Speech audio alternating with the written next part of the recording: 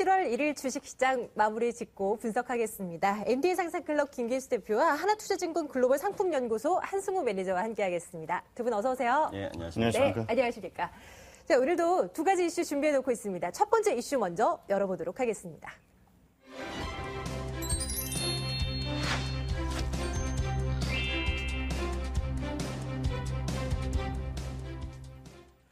양시장 온도차가 좀 컸습니다. 코스피는 0.4% 밀려난 채 마감이 되는 모습이었고 코스닥 시장은 장 초반부터 강했습니다.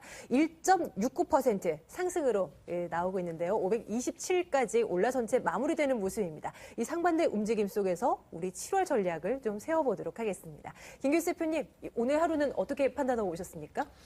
네, 그거는 이제 오늘 단순하게 코스피가 코스닥보다 약세다 이렇게 바라보는 것보다는 근데 6월 시장의 전반적인 부분을 리뷰를 하면서 바라보는 것이 더 왜 오늘과 같은 현상이 나타나고 있는지에 대해서 더 쉽게 알 수가 있고 그런 현상들이 이후에 전개될 수 있는 단초들을 제공할 수 있다라고 하는 부분도 염두에 두면서 볼 필요가 있습니다.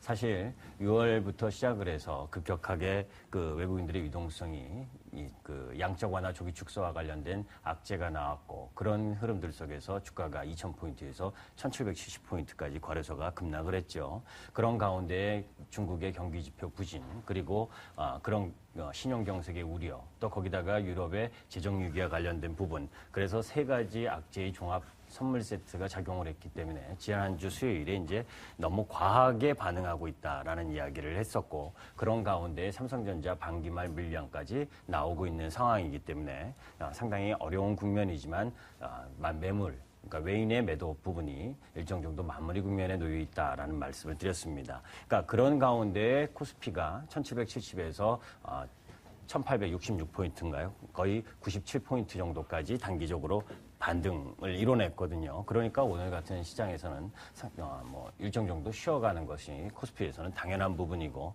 그러한 부분들의 흐름들이 일정 정도 놓여져 있는 상황 그런 흐름들이었다라고 보시면 되고 그런 가운데 외국인들의 수급적인 부분에서 6월 코스피 순매도가 6월 28일 기준으로 약 5조 정도를 매도를 했습니다. 그렇기 때문에 그 물량을 받았었던 사실 기관들이 이제 한 3조 정도를 매수를 했는데 오늘 보게 되면 사실 프로그램 매도가 나온 상황이고 외국인은 300억 정도밖에 매도 안 했어요. 네, 오히려 그때 6월 달에 급격하게 하락을 할 때 매수했었던 기관의 매도가 오히려 더 많은 부분이죠.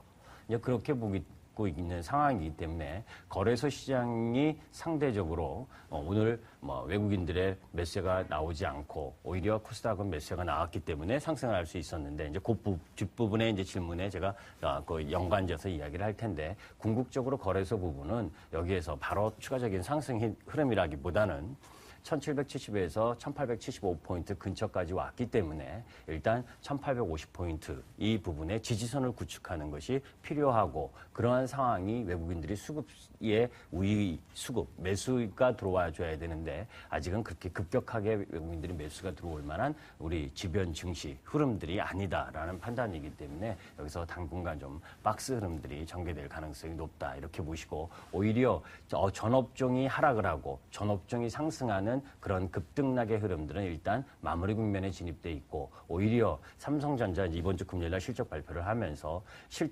본격적인 실적 시즌에 돌입되기 때문에 개별 종목들의 성장성과 실적 흐름에 따라서 움직여지는 각계전투의 흐름들이 전개될 가능성이 높지 지수의 흐름보다는 그러니까 개별 흐름들로 접근하는 것이 바람직하다 이렇게 보고 있습니다. 단순히 오늘 시장에서 코스닥 시장이 강했기 때문에 여기를 보자라는 것이 아니라 단순하게 이렇게 생각할 것이 아니라 지지부진한 흐름 속에서 그 안에서의 종목을 좀 보는 시각을 가져보자라는 의견 주고 계십니다.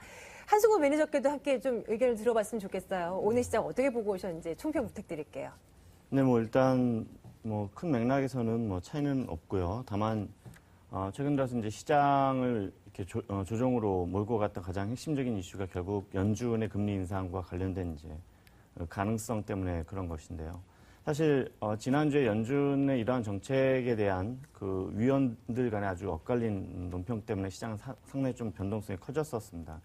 근데 우리가 한 가지 짚고 넘어갈 대목이 있는 것이 우리가 1차 연준의 양적 완화 때만 해도 외국인들이 약 2.7조에 한 3조 가까운 매수를 했었거든요.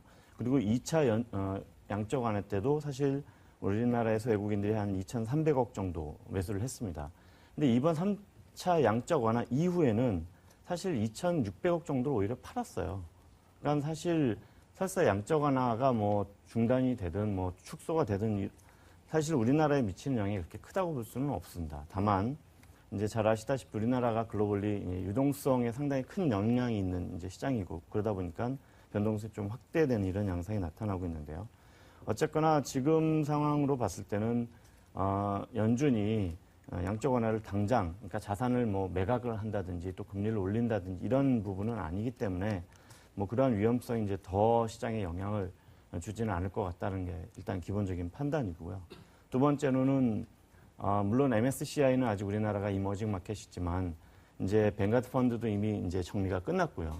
그런 측면에서 봤을 때는 어쨌든 FTSE 지수를 추종하는 인덱스들은 결국 우리나라에 대한 매수를 서서히 이제 진행할 수 있다라는 측면에서 좀 긍정적으로 수급을 본다고 한다면 대형주에 대한 관심, 특히나 그동안 이제 낙폭이 너무나 지나쳤던 수익에 비해서 낙폭이 지나쳤던 이런 종목들에 대한 점진적인 접근도 사실 네네. 필요한 시점이 아닌가 이렇게 보고 예를 있습니다. 들면 어떤 분야를 말씀하시는 건가요? 사실 지속적으로 제가 이제 자동차 업종과 이제 그 밖에 그 주변부에 있는 뭐 만도기계라든지 현대위아 뭐 이런 종목들은 계속 저희가 긍정적으로 얘기를 했었고요. 네네. 또 사실 삼성전자도 엄청 싼 상황이죠. 뭐 하이닉스는 뭐 말할 것도 없고요. 그러니까 그런 부분에 대한 접근이 좀 필요하지 않나 뭐 이렇게. 쉬어가고 있긴 하지만 외국인의 수급이 들어올 것을 감안했을 때 가격적인 메리트가 높은 종목들로 좀 선별해서 접근해보자라는 의견입니다. 시장 전반적으로 살펴봤는데요. 이 코스닥 시장에 대한 궁금증 많으실 것 같습니다. 코스닥 시장의 1등 종목이죠. 셀트리온 두 번째 이슈로 넣어봤습니다.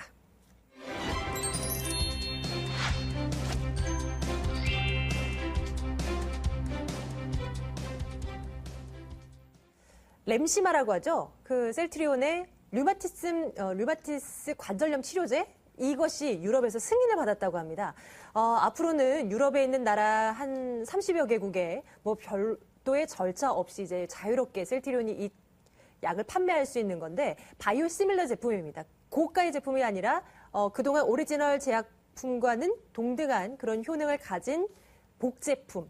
가격이 저렴하다는 장점이 있기 때문에 셀트리온 그 회장의 말에 좀 빌려서 들어보면 앞으로 3, 4년 동안 셀트리온이 이제 독점적으로 영위를 할 수 있을 것이다라고 자신 있게 얘기를 했다고 합니다. 이 이슈에 오늘 제약주들 뭐 가격 제한폭까지 올라 있고요. 셀트리온 마찬가지입니다.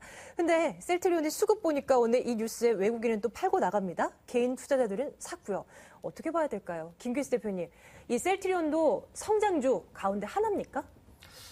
뭐 일단 그 논란이 상당히 많았었던 주식이죠. 뭐 그 서정진 회장이 뭐 기자회견을 하면서 상당히 많은 그 이야기거리들이 발생을 했고 그러면서 실적의 논란, 주가 조작의 부풀리기 뭐 이런 여러 가지 약재성 내용들이 나오면서 사실 57,000원에서 주가도요? 그 26,600원까지 다이렉트로 떨어진 주식이죠. 그랬었죠. 네. 그런데 이제 이 부분에 대해서 솔직히 저도 자신이 없습니다. 왜냐하면 변동성이 너무 세고 그러니까 지금 이 렘시마에 대한 분명히 성장에 대한 기대감은 충분한데 이제 그것이 이제 그 회사에 있어서의 그 변동의 폭을 너무 크게 갖고 가고 있기 때문에 사실 어느 쪽이 명확하게 매수를 해야 된다, 하지 말아야 된다라고 이야기할 만큼 그런 그 신뢰, 이 변동 흐름이 너무 크다라는 부분이죠. 다만 이제 여기서 우리가 하나 봐야 될 부분은 저는 셀트리온이 오늘 상한가를 갔다라고 하는 부분이 셀트리온 자체의 흐름으로 보는 것에 대한 부분보다 오히려 이렇게 생각하시면 더 편하다라고 보여집니다. 무슨 얘기냐면 제가 매번 나와서 여러분들께 성장주에 대한 생각, 성장주가 결국 시장의 답이다라는 쪽을 계속 이야기하고 있고 이번 국면에서도 같이 하락을 했지만 다시 되돌아오는 것이 빠르게 복원할 수 있는 힘은 그쪽이다라고 보는 부분도 이렇게 한번 볼 필요가 있습니다. 코스닥 시장이 사실 그 지수가 거래소 시장이 2,000포인트에서 1,770포인트까지 다이렉트로 하락을 했고 또 그런 와중에 코스닥 시장도 588포인트에서 478포인트까지 100포인트를 빼버렸습니다. 그런데 그것이 6월 초부터 시작을 했었죠. 6월 4일 날 발생했었던 일이 하나 있습니다. 그것이 젠백스가 그 최장암 관련 임상 3상 시험에서 실패했다는 네. 내용이죠. 네. 이제 그 젠백스가 6월 4일 날 5만 200원이었 고점 부근에서 네. 하락을 하면서 15,500원까지 급락을 맞아요. 갔죠. 예. 그것이 투자가들에게 뭐 우리도 마찬가지고 기관이나 외국인 뭐 그분들은 뭐 사람 아닙니까, 그죠? 그러니까 이 우리나라의 기업 부분들 성장을 꿈을 갖고 가는 업종 종목에 있어서의 불신에 대한 부분 그리고 그 성장에 너무 과하게 기대하지 않았냐에 대한 부담감 이런 부분들로 급락을 왔는데 이번 셀트리온의 이런 그 좋은 뉴스가 결국 다시 한번 성장주들에게 기대할 수 있는 힘 부분을 실어줄 수 있다라고 하는 부분 이런 부분들로 작용을 하면 결국은 뭐 성장주 중에서도 실적이 나오는 업종 종목이 있고 그렇지 않은 종목들이 있기 때문에 옥석은 구별을 해야 되지만 이번 부분을 계기를 통해서 시장이 코스닥 시장이 상대적으로 거래소보다 더 나아질 수 있는 힘 그 신뢰에 다소 회복을 할 수 있었다라고 하는 부분들이 시장에 있어서 상대적으로 거래소보다 코스닥 또 거래소도 마찬가지입니다. 오늘 거래소 지수가 비록 하락을 했지만 거래소 내에서의 성장을 갖고 있는 제약바 유주들은 다 상승을 했거든요. 이제 그런 흐름들로 맥락을 보시면 좋겠고 아까 외국인이 들어올 것이냐 말 것이냐 맞습니다. 뱅가드 물량이 9조 가까이 다 마무리가 됐기 때문에 이제 적극적으로 매도할 물량은 없다고 보여집니다. 그런데 시장 전반 상황이라고 이야기하는 부분 그것이 어떤 부분이냐면 중국 시장 뭐 오늘 소폭 양봉을 내고 있지만 궁극적으로 정책적인 변화가 생기지 않으면 중국 흐름이 세게 상승할 힘도 없고 그런 흐름들 속에서 놓여져 있는 부분이라면 거래소에서 외국인이 적극적인 매수가 들어와야 되는데 정말 외국인들이 들어올 수 있을까? 저는 다소 의문입니다. 그러니까 매수가 들어오더라도 그 강도 부분은 그렇게 크지 않다. 왜? 저성장 구조 속에서 미국 시장에 뭐 이번 주에 들어서 뭐 오늘 ISM 제조업 지수나 금요일 날 고용 지표 이런 부분들을 귀를 기울이는데 사실은 양적 완화에 대한 과민 반응으로 1770까지 하락을 했지만 사실 지난주는 연준 총재들이 완화에 대한 이야기를 많이 했습니다. 그러면 이번 주부터는 완화 이야기보다는 그죠? 너무 이머징 마켓이 충격을 받았기 때문에 완화 이야기를 계속 강조를 했지만 고용 지표가 나름대로 좋게 나오게 되면 또다시 출구 전략에 대한 부담감이 작용할 수가 그렇죠. 있습니다. 네. 이제 이런 부분들로 봤을 때 대형주들도 다 나쁘다가 아니라 대형주들도 정말 실적이 좋을 수 있는 종목 쪽으로 압축을 해서 가야 되는 것이지. 그래서 아까 말씀드린 것처럼 종합주가 지수가 다 같이 급등을 하고 다 같이 급락하는 시장 흐름보다는 개별 종목 위주의 움직임, 대형주도 마찬가지의 흐름으로 움직일 가능성이 높다라고 이야기하는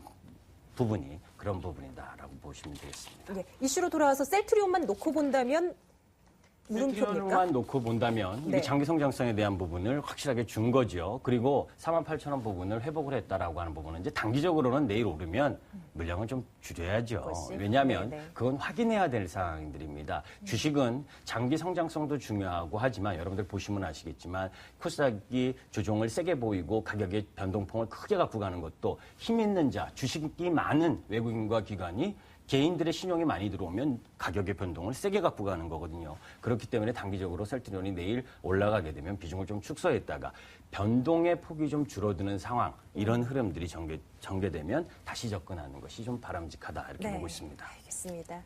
셀트리온 오늘 큰 이슈였습니다. 이 이슈 다뤄드리고 있습니다. 한승호 매니저와 함께 말씀 나눠볼게요. 셀트리온뿐만이 아니라 다른 제약주들, 뭐 바이오 관련주들 줄줄이 날개도 친 듯 올랐습니다. 관심을 좀 가져봐도 되는 것인지 아니면 이쪽 분야가 아니더라도 코스닥 시장 내에 좀 괜찮은 쪽 보고 계신 쪽 있다면 말씀 좀 부탁드려요.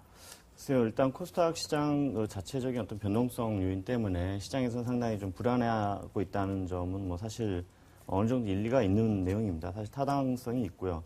또 셀트리온 자체도 신약과 관련된 부분은 셀트리온 외에도 뭐 방금 젠백스도 말씀해 주셨지만 그 임상 실패인지 성공인지 이 정확한 내용 우리가 미리 사전에 알 수가 없습니다. 네, 그렇기 네. 때문에 이거를 어떻게 보면 좀 너무 변동성도 있고 또 투기적인 부분도 있기 때문에 접근하기 힘든 건 사실이지만 이를테면 뭐 셀트리온 같은 경우도 이런 맥락에서 접근할 필요가 있겠죠. 이를테면 셀트리온이 그렇게 주가가 막 폭락하고 고생을 할 때 사실 테마섹 같은 경우는 지분을 오히려 늘렸거든요. 테마섹이 아니라 이제 테마섹 자회사죠. 아이언 뭐 인베스트먼트라고 이제 100% 자회사인데 그 밖에도 뭐 JP 모건이 초기부터 이제 펀딩 자금에서 계속 유지를 하고 있었고 근데 사실 간접적으로 봤을 때 우리 외국인들이 이렇게 뭐 대규모 자금을 투자한다든지 이럴 때는 아무런 뭐 근거나 뭐 전후 맥락 없이 이렇게 진행하지는 않는 거거든요. 그렇죠. 네. 그렇다고 보면 앞으로 셀트리온의 현재 지분을 10% 넘게 갖고 있는 테마섹이 추가적으로 지분을 매각을 한다든지 이렇지 않는다면 서정진 회장이 지금 또 셀트리온을 매각한다는 넘긴다는 입장이고 그렇다고 보면 오히려 너무 이슈가 많죠. 그렇죠. 그럼 만약에 셀트리온 주인이 바뀐다. 외국인으로 만약에 주인이 바뀐다. 그러면 또 이야기가 완전히 달라지는 거죠. 그러니까 이런 변동성 자체 우리가 추정하기는 좀 힘들겠지만 전반적인 맥락 상황에서 어떤 확률을 갖고 이제 접근할 필요가 있겠죠. 다만 이제 너무 리스크가 크니까 또 비중 차원에서 이렇게 좀 조절을 할 필요는 있겠지만 뭐 모두가 좋고 모두가 나쁘고 이렇게 접근하는 것은 좋지 않다 이렇게 생각합니다. 예. 7월에 대한 움직임도 좀 체크해 주셨으면 좋겠습니다. 오늘 이제 7월의 첫 번째 거래일이잖아요. 그리고 이제 7월 한 달간을 내다보면 이제는 여름입니다. 여름 하면 번뜩 떠오르는 것이 올해는 서머랠리 없을까 이런 막연한 기대감도 갖게 되는 게 사실인데 이번 달 어떻게 보세요, 매니저님? 진짜 서머랠리가 있었으면 좋겠어요. 근데 네. 이제 뭐 전후 상황을 좀 더 지켜봐야 되겠지만 일단 오늘 저녁에 미국에서 ISM 제조업 지수 발표가 되고 또 잘 아시다시피 주말에 고용 지표가 나오거든요. 근데 지금 고용 지표와 관련해 가지고 고용 지표가 너무 좋아도 주가가 빠질 거고요. 또 고용 지표가 너무 나빠도 또 주가가 빠질 겁니다.